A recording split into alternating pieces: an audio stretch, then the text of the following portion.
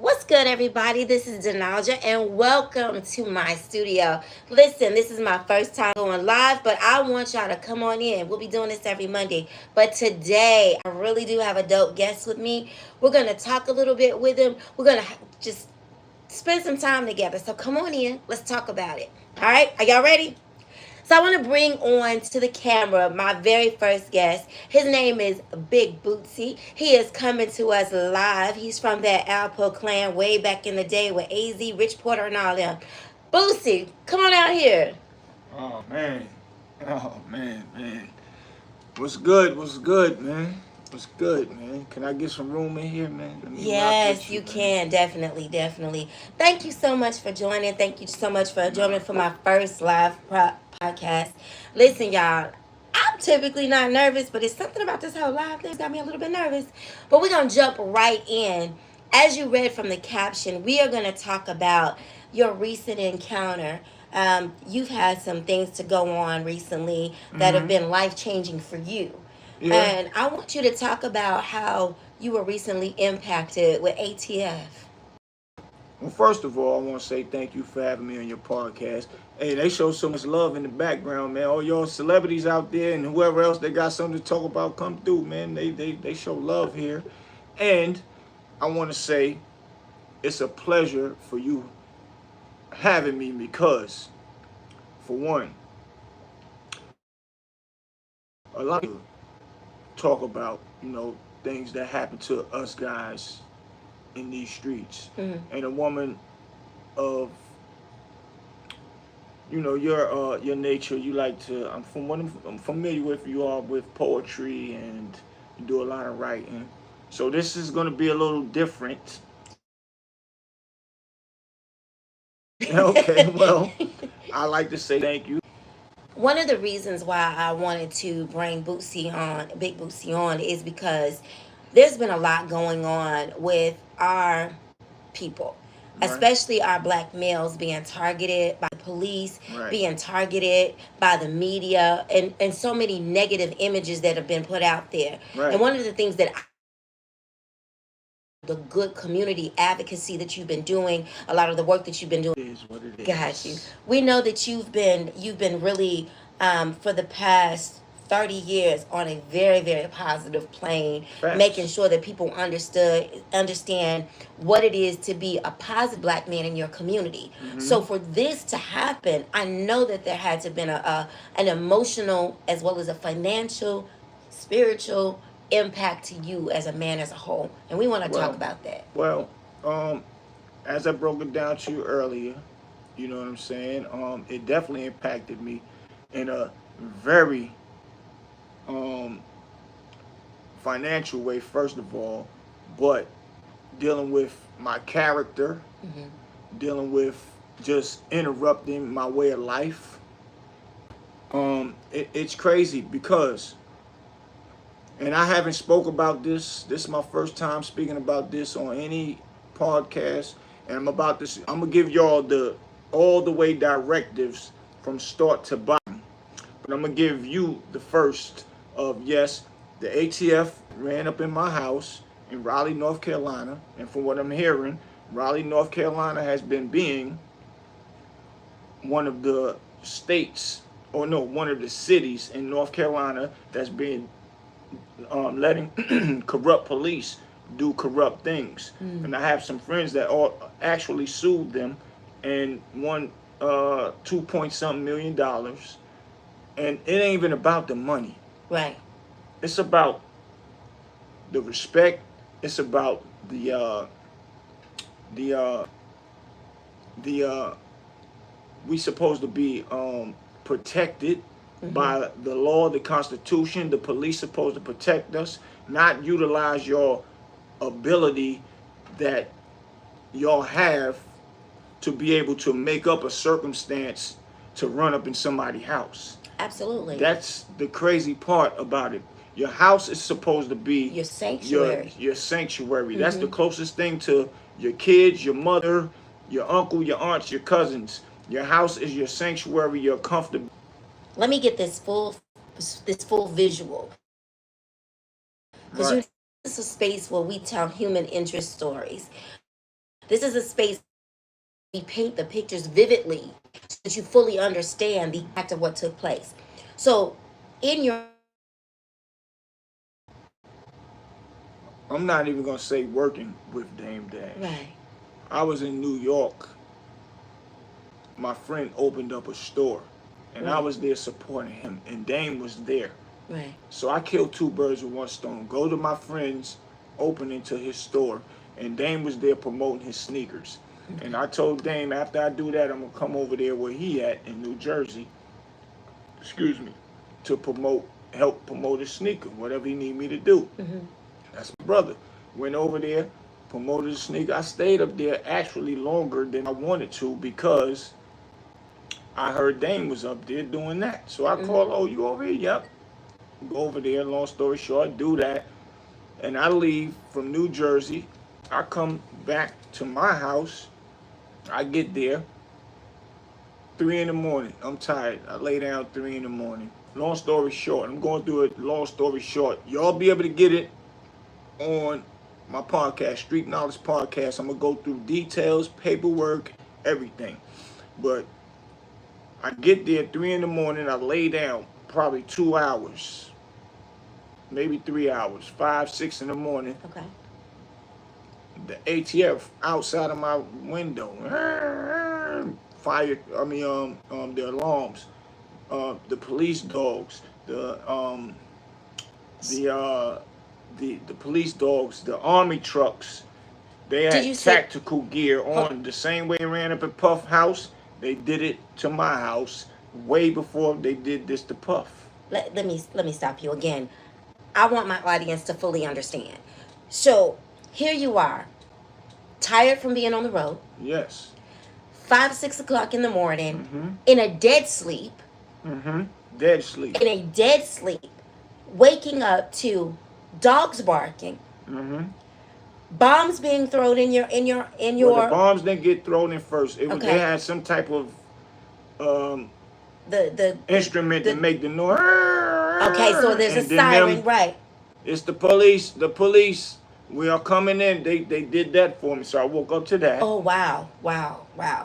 Luckily, my dog was, so smart. He ran upstairs to me because he looked mean. I trained him to be for movies. He's in videos. I have him in videos and everything, so I can't make this stuff up. He's in videos. I was getting ready to put him in movies as well. He ran upstairs to me. He looked mean. I threw him inside of the bathroom and closed the door because I already knew what it was once I seen him outside. I put my clothes on, got ready, put my shoes on because police take you outside with whatever you're wearing. You got on, yeah. Period. My homeboy done ran upstairs. He was like, yo, the police outside. I said, after I heard those 2 bombs, it was crazy. I'm like, what is going on? That's bug. So as they kicked the door in, so my thing is, I know what the police gonna do. They either coming up here, rushing with guns and all that, lay on the floor. They said, come downstairs with your hands on your head. I said, we upstairs. Our hands behind our... Because I told everybody, put your hands behind your back. Because they coming upstairs. They said, put our hands on our head. So my thing is this. All them infrared beams, as soon as I turn to come downstairs with my hands on my head, I'm like, what if I had a tripped down steps? Right. What they would have did? You would have gotten lit up completely. And would have said, we thought they was grabbing for guns and all kind of crazy mess. And then what? Then it would have been a big thing about them killing a black person, especially a person of my caliber. Not saying somebody humongously big, it doesn't matter. I don't even have to be anybody if they killed somebody by doing the wrong thing with what they did. But could have tripped down the steps.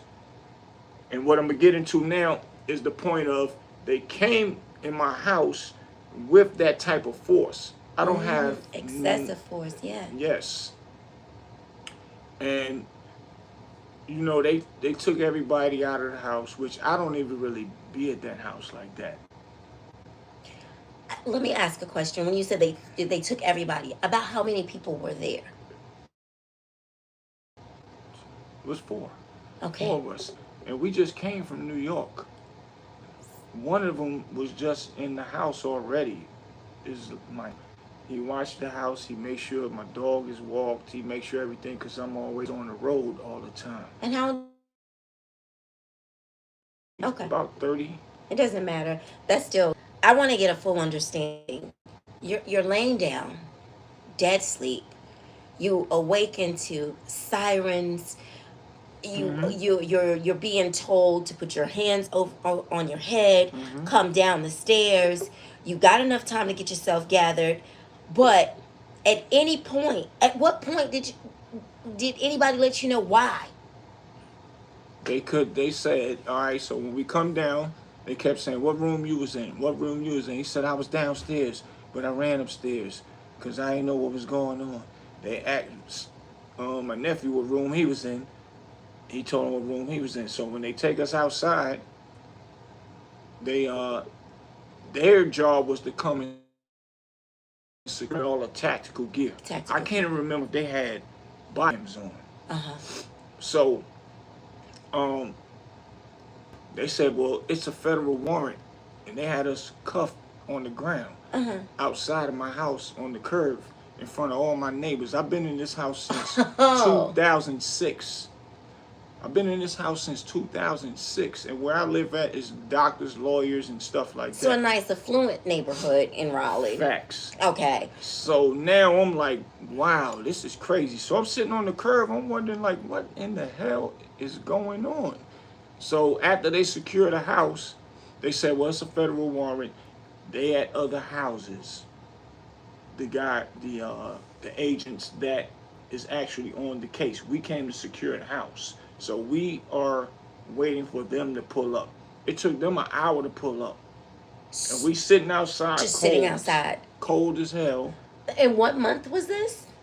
It was in May. This was last year. Now it's going to be a whole year. 1 year ago. Okay. A whole year. In May. Sitting outside. Chilly as hell. Waiting for the agents who actually put the warrant in for them to come to my house. And listen what I said. Put the warrant in to come to my house. So they kept saying, well, we don't know what's going on. We just came to secure the house. When they come, they're going to talk to y'all. They're probably going to take y'all back inside of the house and talk to y'all and see what's going on and whatever. And so they came in your home as if you had massive firearms. Exactly. Drugs, everything, as if El there was Chapo style. Yeah, El Chapo style, like this. Excuse my language, like the shit from the movies. Which that's called a no-knock warrant. You cannot go in nobody's house with a no-knock warrant in North Carolina that easy.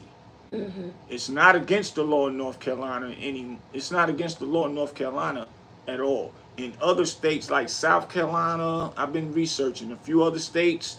It's against the law now because of a lot of police got killed from it. I think 13 police or 18 police got killed from it.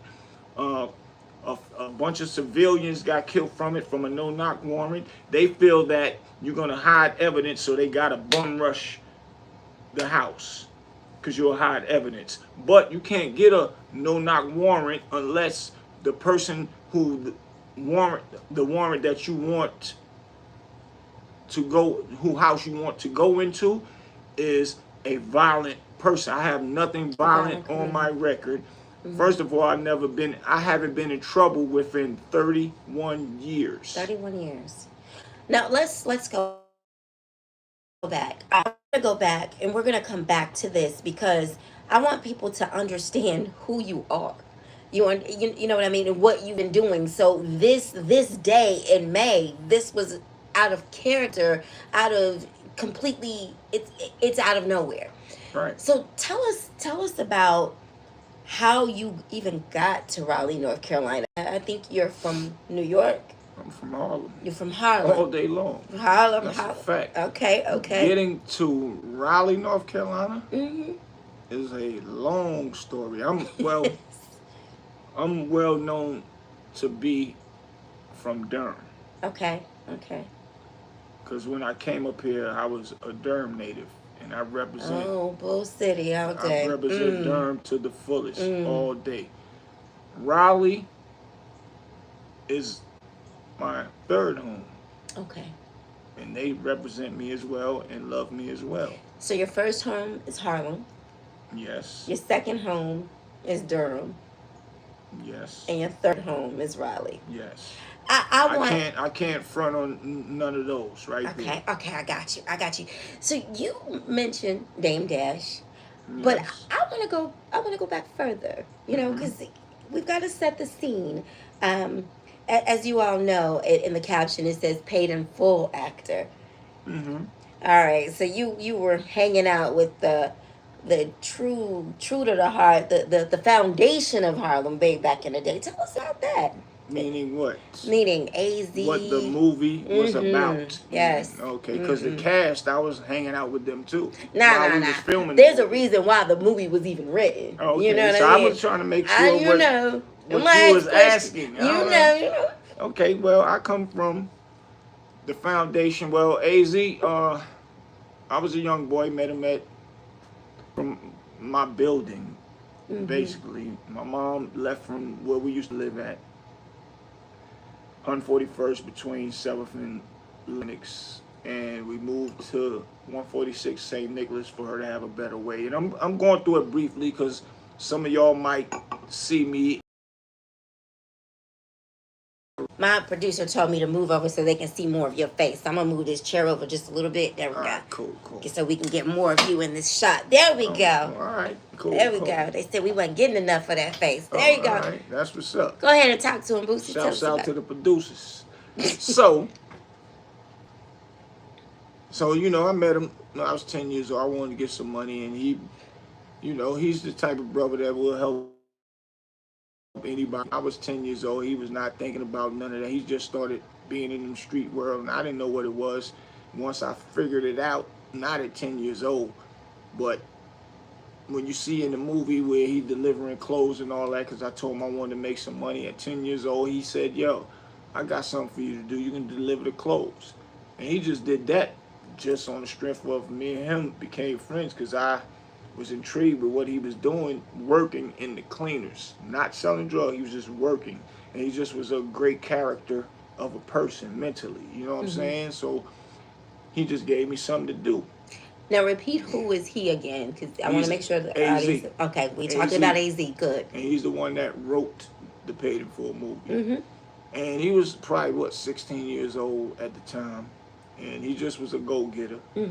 And a good dude, give you the shirt off his back. So when I told him that, he was just like, oh wow, this little young dude want to get some money too. And so when I started delivering the clothes here and there, whenever I could, if he give me something to do, I go do it. I started noticing him doing little things around his cleaners and making little, you know, moves. And I guess that's when the drug thing started happening. But he still wasn't the big dog at the time. Okay. And when I got in junior high school, he was a big dog. He still was regulating the cleaners for Mr. Jimmy. They call him Mr. Pibb in the Paid in Full movie. And I said, yo, man, I want to get some money. Negative. No. Wait a minute. This He little didn't use the 10-year-old word kid. negative. No, I turned into an older cat at the time. Okay. By the time you wanted to get some money, you were a little bit older. I was watching what he was doing then. He started hustling inside of the cleaners. But at 10, and I figured out to go figure it out on my own. In junior high school. So long story short, it led into a big legacy of him being a real big kingpin in the drug business, in the drug world, and I ended up being around all of that, which come with the AZ, Alpo, Rich Porter story legacy, which everybody know about. Okay. And it led into the Paid in Full movie, which I got caught up in something in 1992. Okay. I was, well, in 1991, I got caught up in Kingston, New York, going up there to make some money, hustling. I was way older than doing my own thing. Went up there, got caught up. My friend held it down. We got out of jail. I stopped going to Kingston, New York, and I left to go to VA and got caught up in something in Kingston, in Virginia, facing 60 years. And Wait. Did you say 60 years? yes, I was facing 60 years. So, okay. I've been quiet because I understood, the setting the foundation. They was pulling people over. New Jersey Turnpike was pulling people over illegally and illegally searching them and giving them jail time. They was doing that on Route 13 too, after the New Jersey Turnpike stopped what they was doing because they broke, they got on the police for doing that. So I got caught up in 92 with the police waiting for you in Maryland to cross over to Virginia. And that's how I got caught up in that. And it was facing 60 years and everybody was snitching and telling. It was a few crews that wasn't telling. And me and mine was one of them. And we went to trial, blue trial, and got my time. Went, did my time, came home.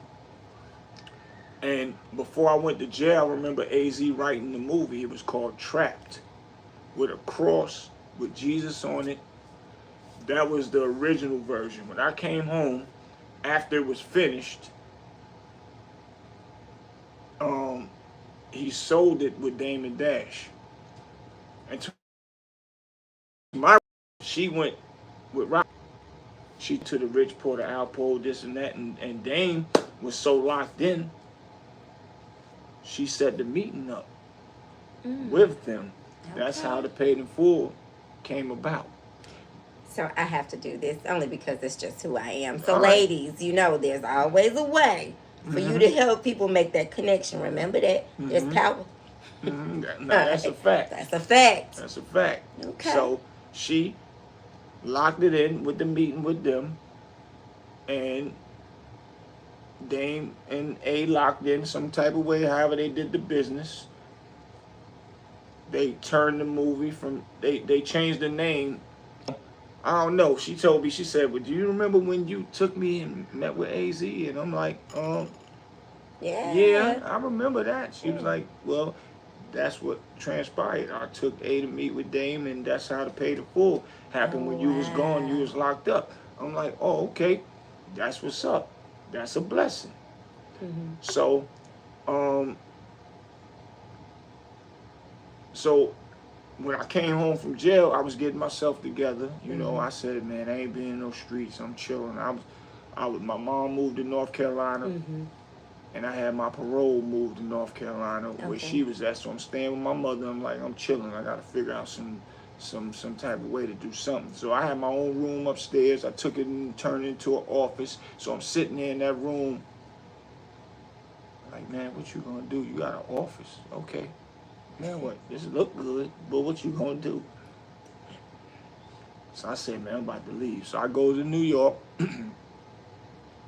and me and my middle daughter mother, we was basically still together. We got back together when I came home. Okay.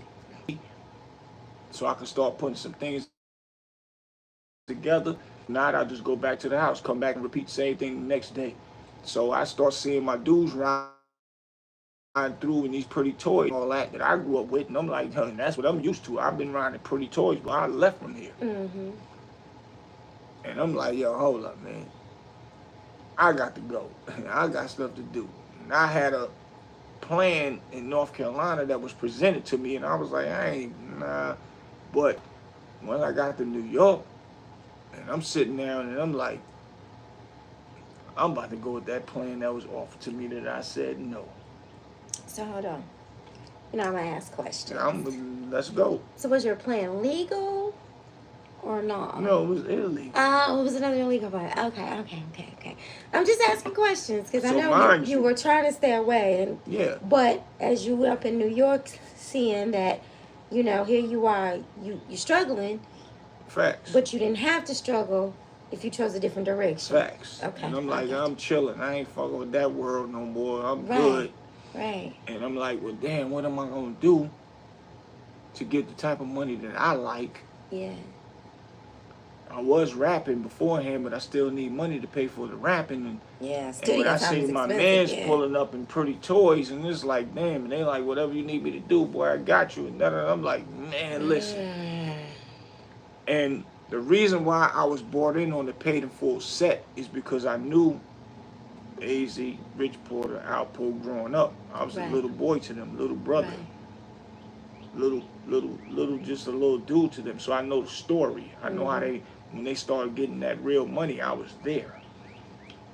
We used to play basketball games for $30,000 a game. Whoever win, leave with the whole $30,000 against other crews and all that stuff. So I know all those stories. So I was flew into Canada to film the movie. People thought that it was all filmed in Harlem, but it was filmed in Canada. Okay. So I did consultant work for it. Okay. Okay. So how I got my part in there, I got another part in there when they passing the money. You can see me passing the money to Wood Harris. And we thought it was going to be a scene, but it just started showing when AZ was bringing the cars down in the garage, and he started passing money, and he started getting money, and the money machine going.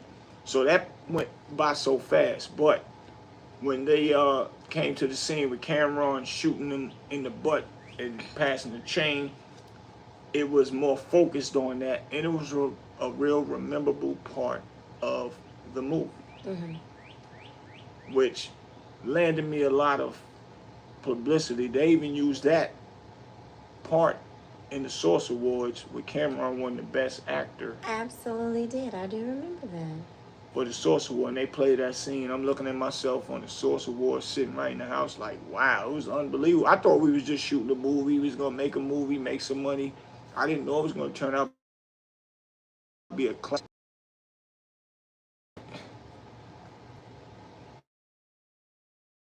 My thing with, with that situation, with what's going on now, up to date, if I probably would have followed my first mind back in the day with what's going on up, and why I'm saying I learned a lot of things, because now I'm able to tell a kid that this is what I did. This is what cost me. Luckily, it didn't cost me my whole life, but it took time out of my life, going to jail. People was dying around us. Right. So when I tell a kid that, he could say, life, your teens, your 20s. Say that one more time. In your 20s and teens, you were choosing a more faster life. These are some of the things that you were choosing to do. And yes, you had the cars, you had the luxury, the lifestyle, but it Well, at the time I had my oldest daughter, which was probably 5 or 6. I can't really remember at that time if I gotta do the math. My youngest, she was just born. Just born. And I came home to her at 3. Wait, she was 3 3 or 4 years old when she, and so you missed time. Yeah, I missed time. So your baby was roughly just being born. And it was deep. That happened brand new. And that's why I say throwing bricks at the penitentiary, and I took care of my kids being out there in the mean streets. So that's the reason why you chose a different path. Yes. So you've been on this positive path for 30 years. 30 years. Not taking chances on getting in any type of trouble, because listen, you've got things to live for. You've got positive moves to make. My understanding, just doing some research on you, not only were you an actor in paid and fully involved in other film projects. Mm-hmm. You've been able to work in your community with the youth projects that were going on. Facts. You've got that podcast that's strong and moving forward, and you don't just have one or two film projects that you've been involved in. Well, You not have at all. several. No, that's a fact. So to look at the life, yeah, I want to say this much, and I want to talk directly to this audience right now. A lot of times in our black communities, we have our past that we have to overcome.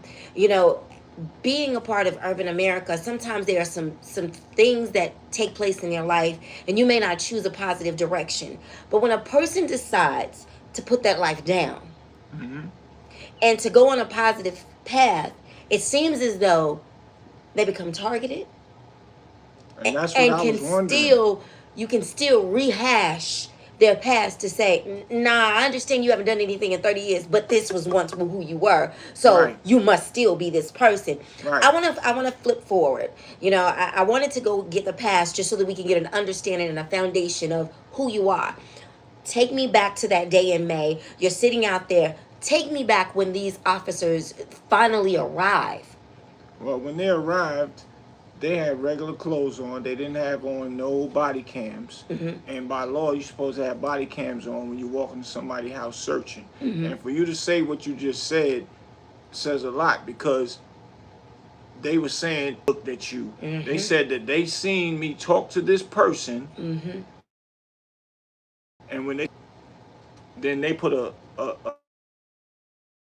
tracker on me. Okay. My lawyer said that's against the law. They can't track you because you talk to a person. It's against the law. Same way it's against the law if they come to take your phone and go and search in it. Mm-hmm. It's against the law. So when they did that, my past has nothing to do with my future. And if you watch my future, that's what you need to be worrying about. Mm-hmm. Because other than that, now you're going to have lawsuits. And they don't care about lawsuits because it doesn't come out of their money. Now, if you attack their pension, then later on down the road, they're going to say, well, you attacked their pension, they got to pay you. Nah, I'm attacking the person with the money is the person that hired them. Y'all attack their pension. I still want to go back.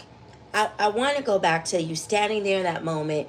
These officers are standing there. They're in plain clothes, no Right. body cams. And now they're saying it is because of the fact of your past that we decided to put a tracker on you. Now, I know that this this case is still open. So there's only so many details that you can give our viewers I right can now. give all details because I ain't done nothing, so I don't care. I can give you anything you want to ask about. Okay, so what were you accused of? They said that I was trafficking cocaine, marijuana, and that's it. That you were accused of trafficking cocaine and marijuana. Yeah. I want to ask additional questions. Was there any cocaine or marijuana found on your premises? They never showed me nothing. Never showed me nothing. It's going on a whole year. In a few more days, it's going to be a whole year. I never seen nothing. I filed for motion discovery. Mm-hmm. I told my fake public defender to file for motion discovery. He never did. When he seen me file for it, then he want to file for it. They added 2 more charges and backdated them and made it look like they charged me on the same date that I was charged on, and they tried to not give me court dates and hold off and thought that I wasn't checking. I was going back and forth to the clerk of court checking my court date, riding up there.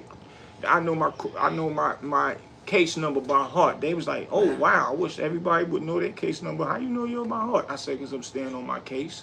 So if anything come to a part that's crazy about it, they're going to be witnesses that I have been coming back and forth. And then later on, they gave me court dates. And they gave me 2 court dates in 1 week. Because one, they messed up on the first one, trying to bring me in to court. And they filed it. They supposed to file your court date either right or wrong. On the record, so then they showed me, coming to court on Monday, which they made a big boo-boo, messed up. Then they filed for me to go on that Thursday. So Who gets a court date filed twice in a week? In 1 week. And they, and that Monday I was supposed to be there, but they messed up because they filed it. It shows on record that they filed for me to be there on the 6th, but I should have been there. But they no. All right, this is what I'm saying. It showed that my court date was on the 6th, and this is just an example. My court date was on the 6th, but the district attorney gave it to the clerk of court, and the clerk of court filed it on the 7th, which they trying to say that might have been a typo, which is irrelevant because Mondays is the date that I supposed to go to court anyway, which is in room 701, right? So when they messed that up, they redid it again with me not knowing that I got a court date.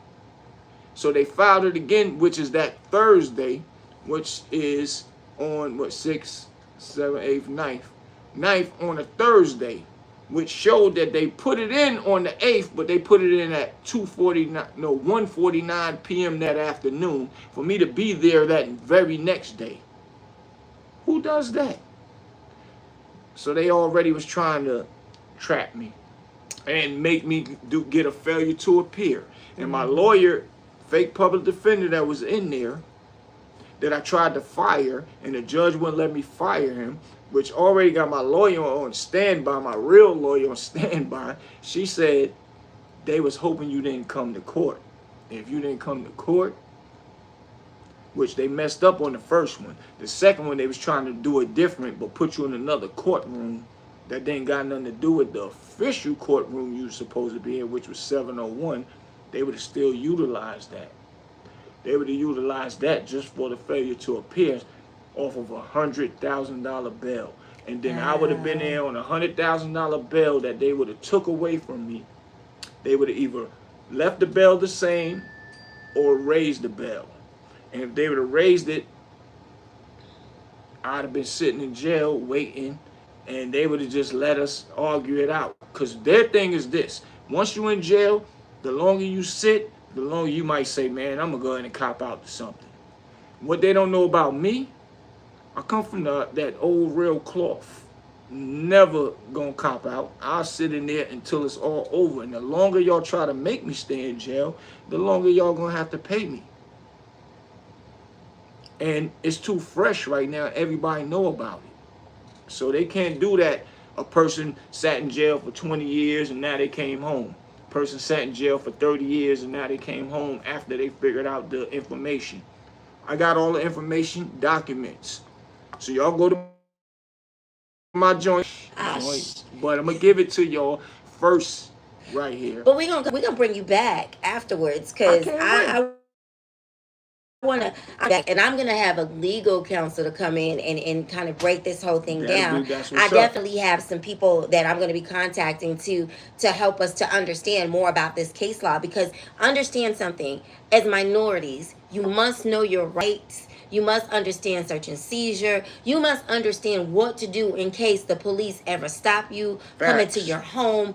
You have to, and it's not just minorities, people. Know who you are, know what your rights are. Part of our problems is that we don't know our rights. Now I'm That's just gonna fact. I'm gonna play with theory right now for a second before we end this particular session. I'm gonna play with theory. Street Knowledge podcast. Mm-hmm. You have been doing a lot of education on police brutality, exposure. Yeah, and if they would have known that, they would have known running up in his house wouldn't have been a good thing, because he's not going to be the one that's going to be a black, ignorant person. And when I say ignorant goes for anybody. It don't matter what color. But black, ignorant person that let them come in and do what they want to do. Meaning ignorant to the law. Exactly. Mm-hmm. And I'm not letting you do none of that. So, yeah, and I've been preaching that, but I'm listening. I'll finish. I just wanted to, you bring a lot of knowledge about just things that are going on in the community. You not just the community, meaning in Raleigh or Durham, like worldwide. No, that's a fact. You've been bringing a lot of attention to what's been happening with different individuals, and I just wonder. I play with theories. Play with them. Let's Play go. with theories. I'm I'm just wondering I'ma give if you the it's theory. possible that you could have been targeted on some things. And that's what a lot of people were saying. They said, man, they seen you in the movie, Paid in Full. And I'm like, well, I ain't no big celebrity in the Paid in Full. And it's like, man, you've been making noise right for a long time. You in art. I bet they don't. And you know, I did the Jux the movie. I got y'all can go up there right now and on Tubi and see 17 days film about men beating on women, even though y'all women out there be beating on men too. Now we ain't gonna hear about that. Wait a that minute, much. wait a minute, We ain't gonna hear about that much. Wait, But we gonna get back. Hold up. Right. And I got A Polished Soul is a movie. My friend had life. Mike Anderson had life. And he came home and wrote these films because he learned all that stuff in jail. He had the death penalty and he copped out to life. Did 17 and he's home. Shout out to Mike Anderson. That's on Tubi. So now, let's go back to 17 days domestic violence part. I'm listening. I play devil's advocate. I am a woman who has been through domestic violence. Sorry to hear that. I definitely am a survivor. No woman deserves that because I will die and kill for my daughters, my mama, my kids, my everything. Yes, I'm listening. None of us like that. Now, one of the things that I do want to say here with the All Shit podcast is one of the things that we do. We like to go ahead and have our guests to come on and to give their lives and give their accountabilities. We do not take any personal stand on anything. Right. Anything that we might talk about or discuss here is simply the viewpoints of our audience. We are not taking any kind of stand. Right. I can't say whether you're guilty or innocent. All I can say is that the facts are the facts and you've been presenting your facts. And we do appreciate you for coming to this platform to share that. When it comes down to domestic violence, we don't support it against men or women. You know? Not at all. No brutality. But also, as a woman who has been through domestic violence, I also do not support women that cry wolf. So this is what I was saying. We're going to get back to that because that's a very important topic right now as well. What I was saying is there are women that really beat on men. Yeah. And it's not, the man ain't crying wolf. The woman beating on him and he accepted. Yeah. And that's not good either, is what I'm saying. It's just not. We don't accept domestic violence in any form. Period. It's just not that period. So now what you're saying, this is a very, very, very important. I'm glad you brought that up. Oh, absolutely. I'm listening. Absolutely, because you're a woman that you said you went through that. I went through domestic violence, but I also know I will never expose those women publicly, but I do know women that have said, girl, I pretended like he hit me, beat them on their own selves with bags of oranges and things of that sort because they wanted to get away from the relationship. I don't condone that, nor do I support it. Right. I want to go to a lighter topic. Listen, I'm sorry, but I got to do it. Let's go. You are a music head. You know what I'm saying? That's a fact. Right around here with hip hop, actually getting down in the nitty gritty with it. You were. I heard. You heard? I heard. Who told you this? I heard. Google. I heard. I know that's right. Google me. Google me. I heard that you also were a rapper in the day, and it's my understanding that you're going to be coming back out with some new material at some point. That's a fact. Google didn't tell me that you did. But I know that's right. Because of the fact that you are one of the, you have been one of the fundamental foundations of hip hop as well. Tell me what you think about Chris Brown. Oh, man. Dropping those lyrics on Quavo. I'm sorry, I gotta do it. I gotta do it. I gotta keep it 1,000. That boy went crazy on Quavo. You got bodied by a singer. Crazy on Quavo. I'm telling you. And I didn't know Chris Brown could rap like that. Oh, yeah. And if he wrote that. Oh, yeah. In which. Fun fact. I hope he wrote that. Fun fact, Chris Brown was from Petersburg, Virginia. And from my understanding and the research that I've done, Chris Brown actually was a lyricist first. So that's what I'm saying, because I never heard of Chris Brown writing anything. I don't know. And this is no disrespect to Chris Brown. Yeah. I'm just, if he did write that, crazy. And even if he didn't write, it don't matter. It don't matter. The flow was spit it impeccable. crazy. And this is a business at the end of the day. If I got to go ahead and get something and sit with my writing team and put this together and they get my thoughts and all that, then yeah, that's a fact. So Quavo got a joint with Busta Rhymes. Opposed to you making a song for the ladies and all that. Can't hate on my bro. Nah. Big Quavo might be done. Oh. He might be done, man. But people don't always want to hear a good Migos song. Yeah. But they gonna look at him walk in the club somewhere, restaurants, they be like, oh, damn, you got body, homie. You got body by a long time. Singing nigga. Yeah, so you gotta come back hard. I had to throw some fun in there, and on the horizon. Tell us some of the positive, good things that you got coming up. Oh, man, first of all, I always feed the homeless. That's never gonna stop. All right. I want to always make sure my young boys, y'all stop killing each other out there for ignorance. That's one thing. I got movies on the making. I'm going to be working on a new album. My boy Akinelli said, Boosh, you need to start getting back into your rap thing. But I'm going to keep giving you all this knowledge from the streets.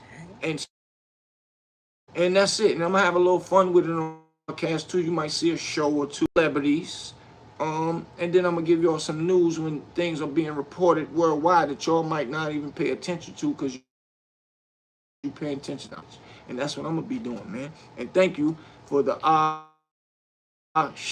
Now show, podcast, all of the above. This is what I do, man, worldwide. And y'all gonna be seeing me on a whole bunch of other podcasts because I'm making my rounds right now. And I gave y'all the inside first because a lot of people didn't know what happened to me with the police. And I started it here. So y'all make sure y'all repost this. Repost.